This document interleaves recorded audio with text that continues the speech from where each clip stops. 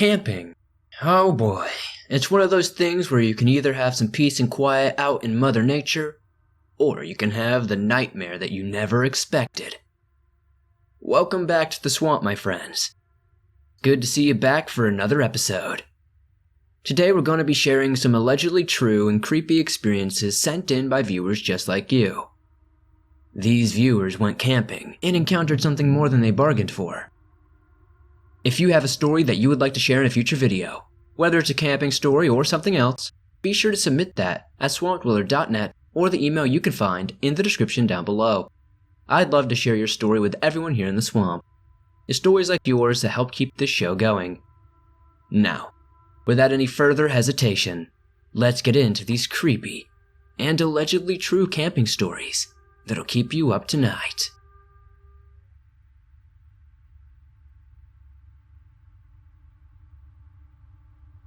First, let me introduce myself. My name is Dee, and one cool October morning I decided to take my wife, Joanne, camping. We spent the morning packing the supplies we would need. Once we had everything we needed, we locked up our house and drove about 15 minutes to our land out in Somerville, Georgia. Once we arrived and found a good spot, we didn't have much time to do what we needed, so I quickly unloaded the truck and asked Joanne to start assembling the tent while I get some firewood. As I approached the woods, I got a feeling that someone was watching me, so as soon as I chopped up enough wood, I began building and lighting the fire because the sun was setting quickly. Joanne had already had the tent up, so now we could relax. We sat around the fire roasting and eating hot dogs when I noticed the fire getting smaller and smaller, so I grabbed my headlight and machete and went to get more firewood. I walked inside the tree line about 15 feet and found some good dry wood, and as I was chopping, I heard what sounded like footsteps crunching in the leaves behind me. I quickly turned around to illuminate the area I heard it coming from, but I didn't see anything, so I tried my best to brush it off. I grabbed the wood I had cut and returned to camp. Joanne was ready to roast marshmallows, so I didn't tell her what I had just heard. I just built up the fire higher and sat down close to it, trying to warm back up. Once I got warm, I ate some s'mores with my wife and forgot all about it. We started to clean up our campsite and get ready for bed, when I realized I would need more firewood to stay warm until morning. So I returned to the wood line and immediately remembered the sounds I heard. So this time, I didn't enter the tree line. I just started cutting the wood that I could get to. When I had a good stack of wood, I reached down and collected it, and as I was standing back up, I caught a glimpse of an unnaturally dark object with reflective yellow and green eyes in the woods. I acted as though I didn't see anything, and I slowly walked back to the campsite where Joanne was already in the tent. I was placing the wood on the fire when I heard what sounded like a woman screaming in the distance. Joanne jumped out of the tent and asked, "Dee, what was that?" I told her not to worry. It was probably just a mountain lion, and it shouldn't bother us. So we went to bed thinking everything would be fine. God, we were wrong. I was awoken by Joanne shaking me. She whispered to me that she smells something dead, and she can hear something breathing loudly outside the tent. I no longer saw the warm glow of the fire, so I got worried. I grabbed my 9mm pistol slowly and sat up and unzipped the tent. Outside of the tent door about 40 feet ahead, I see a herd of deer staring at us. I could see every breath they took as they were blowing fog out of their noses because it was so cold.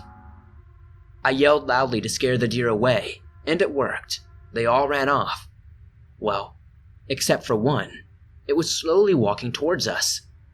I could see it was a nice 12-pointer, but as he got closer, I noticed his coat was unusually dark and mangy. The smell of death got worse as the buck got closer. Then I noticed that his eyes were glowing yellow, and I didn't have my headlight on. That's when I knew something was wrong. I grabbed my headlight and pointed it towards the deer. That's when I saw that its skin was peeling off and hanging. I could see its skull through pieces in the meat. I knew there was no way this thing could be alive. The deer stopped walking, opened its mouth, and out came a scream that we had heard before. At this point, Joanne was crying. I told her to run to the truck, crank it up, and be ready for me to jump in, and I'll watch her back. She made it to the truck and cranked it up without the buck even moving. It then began to slowly walk towards me again. It seemed he was only after me. I aimed my pistol at the buck's head and pulled the trigger. I'm not sure I even hit it, because it was now charging towards me. I had 6 more rounds and I shot them all. It slowed the deer down, but at no way did it stop it. I had no way to defend myself. It was almost to my tent when Joanne crashed into it with the truck. I jumped in as fast as I could and we drove away, leaving everything we had behind. We came back later that day to get all of our belongings and see if what we still hit was still there. After taking 7 bullets and being hit by a 6,000-pound truck, there was no blood and no sign that anything was ever there. We haven't been camping since.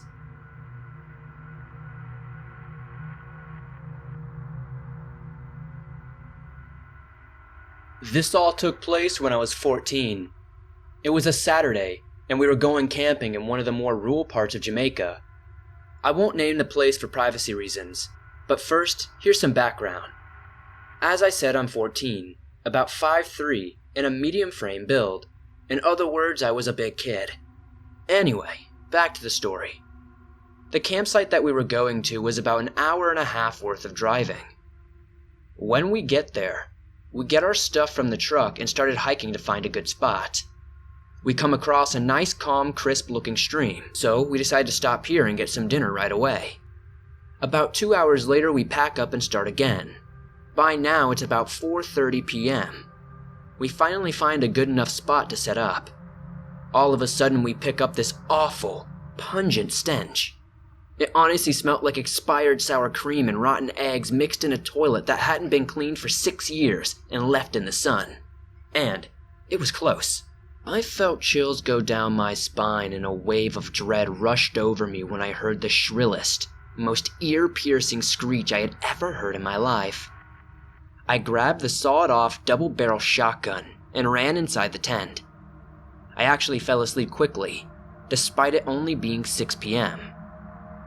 At about 2 a.m., I had awoken to the sound of a branch snapping, and to make matters worse, I had to use the bathroom. Me being a horror movie enthusiast knew all too well what not to do in situations like these. I laid still with the double barrel in my hand, ready to fire it if it came to the test.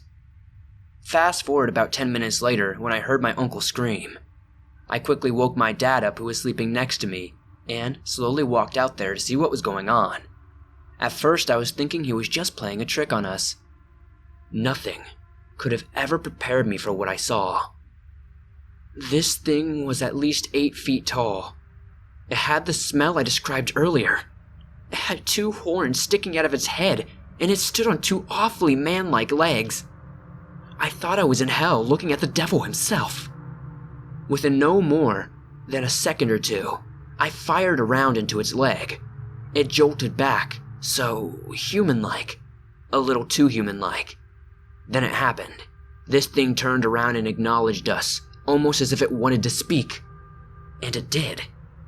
I don't remember exactly what it said, but it spoke in a deep, raspy, manly voice. I remember it having hellish, red gleaming eyes that stared through my soul. I shot at it again, this time the back of its disgusting devil-like back covered with white, dirty, disgusting looking fur. About 5 seconds or so, the thing ran off into the woods, leaving a trail of blood. I looked over at my uncle. He was almost in tears, and as for my dad, he was just frozen. I don't know what the hell this thing was, and I don't know how I wasn't crying. We all stayed up in one tent packing our stuff, planning to book it back to the truck as soon as the sun came up.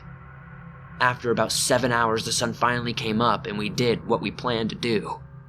When we got to the truck, we started it and drove out of there like a bat out of hell.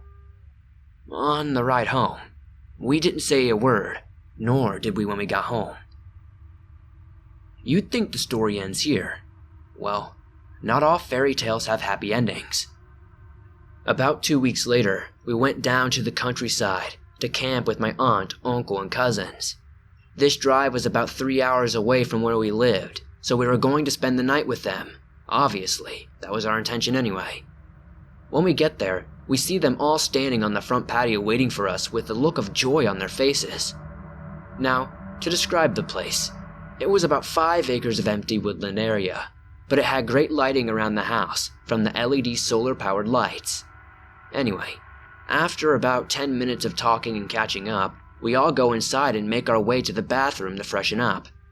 When I'm finished, I get out and make my way to the room I'm staying in, and 2 of my cousins, Brian and Mario, out of the 6, are in the room playing Forza Horizon 4 on the PS4. When it's about 10 p.m., I decide I'm going to bed. I said my goodnights and went up to my room. It was dark, but I didn't think to turn on the light. I just went straight to bed and tucked in. I heard the door open, but I just brushed it off as my cousins. About 2 hours later, Mario comes in, turns on the light, and screams. I will never forget the look on his face when I asked what's wrong. He looked as though if he had just killed someone accidentally. It was almost as if he wanted to say oops and started raging. He was in total awe. It was the thing from earlier. It just walked over to the open window, which was about 2 stories off the ground, made its way down, and walked away into the woods as if nothing had ever happened. It moved so human-like, so disgusting, so purposely. When everyone ran up to us and asked what had happened, we all finished them telling the story. Brian simply said one word: Goatman. Fortunately, this was the last time I personally had an experience with this creature, and I hope I never will again. But sometimes I still wonder what would have happened if I turned on the light, or if Mario didn't come in when he did, or if he had laid down next to this thing without bothering to turn the light. I'm glad I don't know.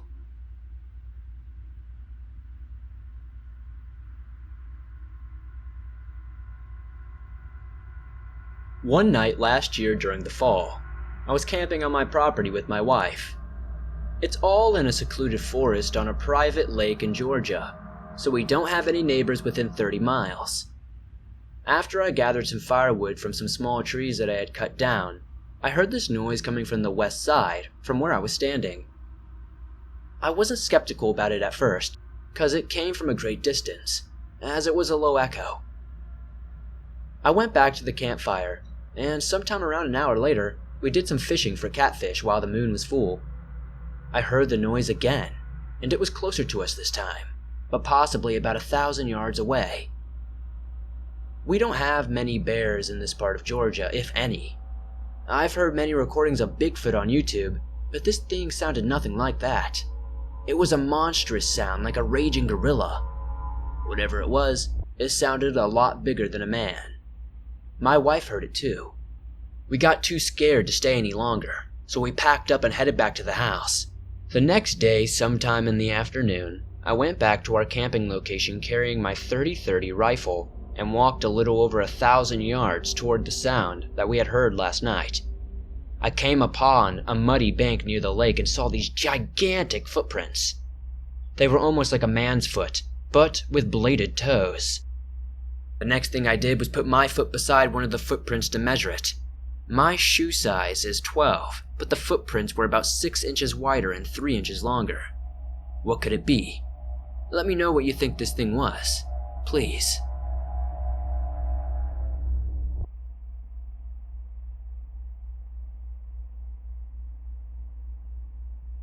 So before I get into this story, there are a few things I would like to clear up.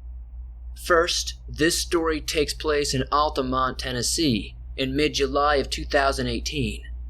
Second, I was in the Boy Scouts at the time. Third, I have some friends that I will be referring to in this story.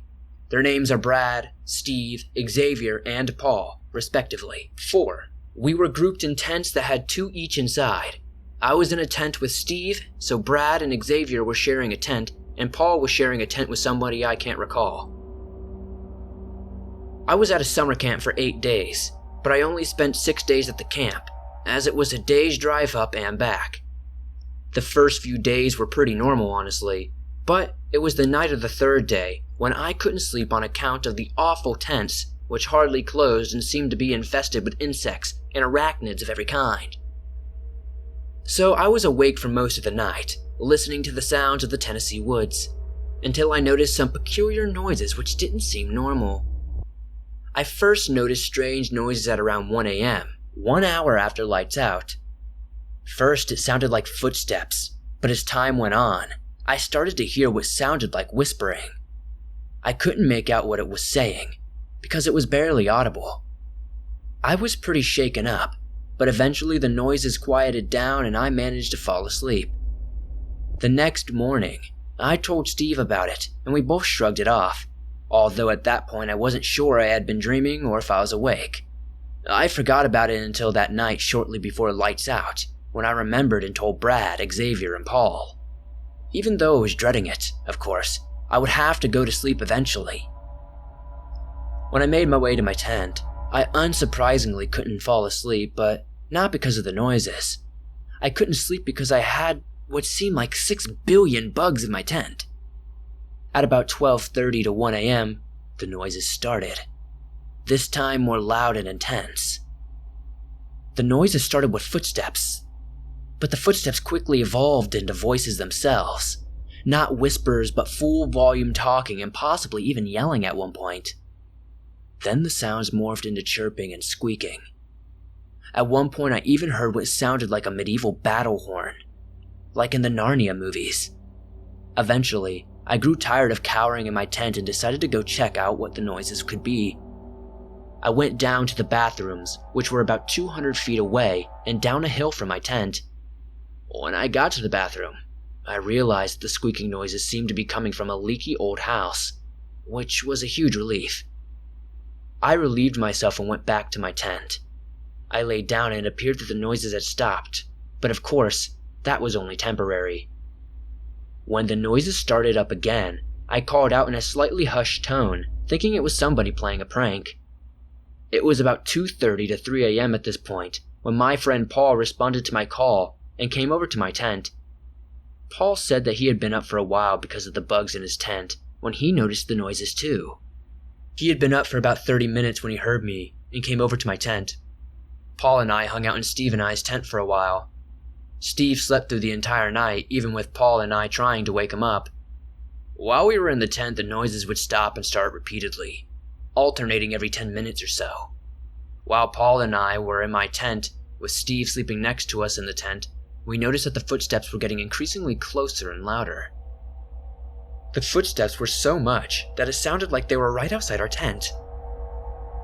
We figured it was another kid who was in the tent nearby named Eddie.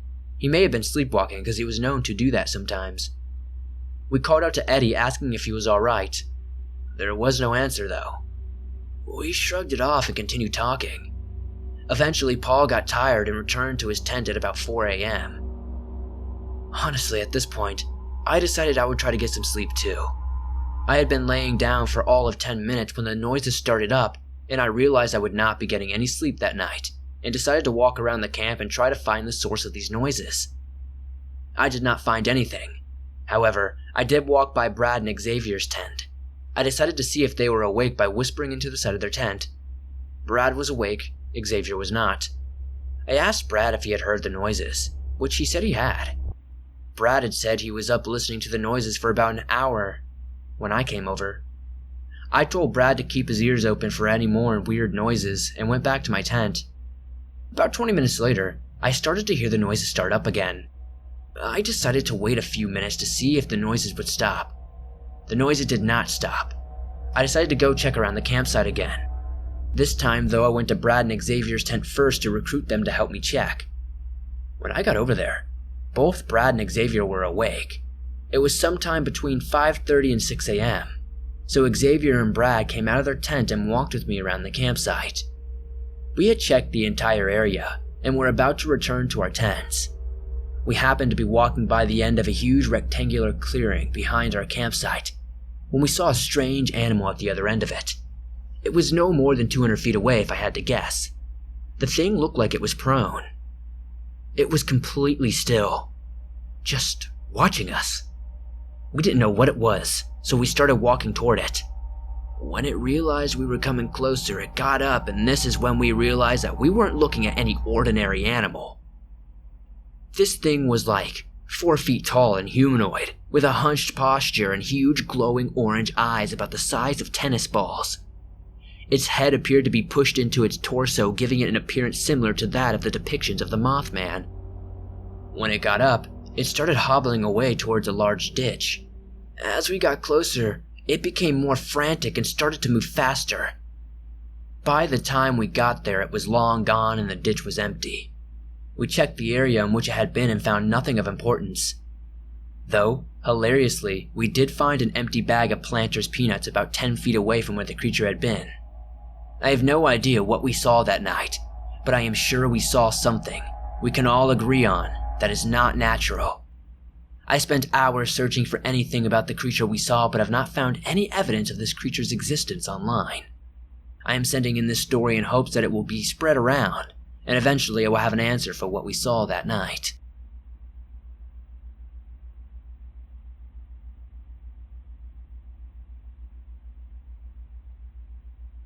I want to start off by saying that hindsight is a B word, and I know now, looking back at all the things I did wrong, and how things could have turned out much better if I had just listened to my gut. But anyways, this situation takes place quite a few years back when I was in Boy Scouts. My troop had announced that summer that we were going to go to a new camp, and that camp would be Camp Woodruff. It's a camp in Georgia, and you can look it up online if you can't take my word for it. My grandpa was an Eagle Scout back in his day, and he was a troop leader now. Since he was going, I decided I would too, because I wanted to spend more time with my grandfather. My grandma had passed away about a year prior. The only problem is, I didn't know how to do summer camp, as I've never attended one before. When I got there, I realized this was going to suck majorly. The tents my troop were staying in were full of non-lethal forest spiders, and, for an arachnophobe like me, it was hell on earth. The goal of being here was to earn badges for your sash and bond with your fellow scouts, which is a great way for young men to gather some special skills and have some fun. But I can't find the joy in tying knots when I didn't even like scouting in the first place. However, later on in the week, we would be going to an independent horse ranch, and they would allow us scouts who wanted to go on a trail on a horse. Horse riding day came, and I was extremely excited, especially because I got to ride near the front with the rancher tour guide. His name was Trent, and he was so cool to my 17-year-old mind. I have always loved and appreciated horses, as it was on their backs America was built before machines. The horse is a proud and noble animal that has always been by humans and most likely always will be. So as we were going along the trail, Trent told us to stop and let the horses drink a bit from an upcoming stream. Trent let his horse take his swigs of water, and when it was time for my horse, a snake of some kind wriggled in the stream, causing my horse to go bat crap crazy and buck me off. Here is where hindsight comes in. After I fell off my horse, my gut told me to stop and wait for the expert to calm the horse down. But I didn't want to wait on the ground with the snake. I rolled over and ended up cuddling the eviscerated remains of some poor buck or something. There was blood all over my neck, shirt, and even on my legs. I started to freak out even more and ran off a bit further down the trail. But in my panic, I lost my footing and fell down the side of a hill, which was about 9 feet or so. I felt so much pain in my hip because I landed sideways. When Trent and the rest of the troop saw where I was, they asked if I was okay, and I replied, "I'm not dead, just really scared." "Don't worry. Eventually the trail goes back down to the other side of this hill and curves around to you. Just wait there for us and you'll be fine." I heard the words Trent said, but the only thing I could think of was that carcass I ever so carelessly rolled into. I looked down at the back of my legs. I had a cut from my tumble down the hill. But I sat there and waited, and after about 15 minutes I started to hear screaming. It was weird though, because it sounded like I was screaming, which sadly was high-pitched and impossible to mimic. At first, I thought it was the rest of my troop who had come to mock me for causing my own literal downfall. But after I looked around, I realized it was not them. Otherwise, I would have heard the horses, or their talking and laughing. I sat in silence and heard something that still haunts my nightmares. In my own voice, I heard, "I'm really dead." This person or thing had twisted my own words around into a horrifying sentence. I looked around, and saw this semi-hollow tree that looked like it was clinging on to the ground for dear life not to fall over. I dragged myself over to the tree and tried my best to conceal myself inside. I stayed still and concentrated all my remaining energy into not moving. I heard heavy movements outside the tree. I smelled the stench of copper, and then the smell of blood. Whatever was creeping around outside my hiding space was breathing heavily and screeching this ear-deafening scream. I wanted to cry, and I'm not ashamed to admit that I almost did. I silenced my breathing inside my shirt and prayed to God that whatever this thing was, it wouldn't find me. I stayed like this for who knows how many minutes. That felt like forever until I looked upon my shoulder and saw another freaking spider. I forgot my situation, and I screamed and ran outside the tree, where I kept running on pure adrenaline until I ran into another rancher that came from the stables to look for me when Trent radioed to them about my location. They heard the scream and assumed it was me. I tried my best to tell them about the thing that was lurking around here, but all that came out was a mumbled jumble of words. She helped me onto her horse, and she took me back to the barn where I got the blood hosed off of my leg and bandaged up. I tried to tell the few other adults what had happened, but they marked it up as hysteria and hallucinations from a panic attack. I didn't sleep for the last 3 nights that we were there, and honestly, I don't think I'll ever return to the woods of Georgia, ever again, because I've done my research and I think that creature that antagonized me was a wendigo.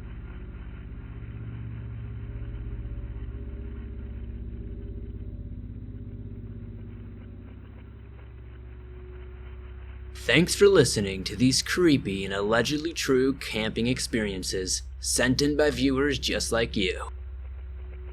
If you enjoyed these stories, please be sure to hit that like button, as it helps me out a ton in the YouTube algorithm. The more likes this gets, the more YouTube will promote it to fresh new eyes and help the swamp continue to expand its waters. If you're new to the swamp, why not join us? Hit that subscribe button and turn on notifications to never miss a new video, as I upload them almost every single day, and all things natural and supernatural. These were some pretty good stories, honestly. That goat man one is very interesting. Not sure what I think about that one. I'd love to know in the comments down below your favorite story tonight, and what your thoughts are on all of these ones. If you didn't know, you can download and bring your favorite Swamp Dweller scary stories with you everywhere you go. You can download them on iTunes, Spotify, Stitcher Radio, and just about everywhere else you find podcasts online. And the best part is, it's absolutely free. If you guys want to support the swamp outside of hitting that like button and subscribing, be sure to check out the merch store. I've got face masks, hoodies, shirts, mugs, and so much more for sale. It helps out the channel a lot. And it's really cool to see you guys repping those cool merch items. I'll see you guys soon with another creepy video.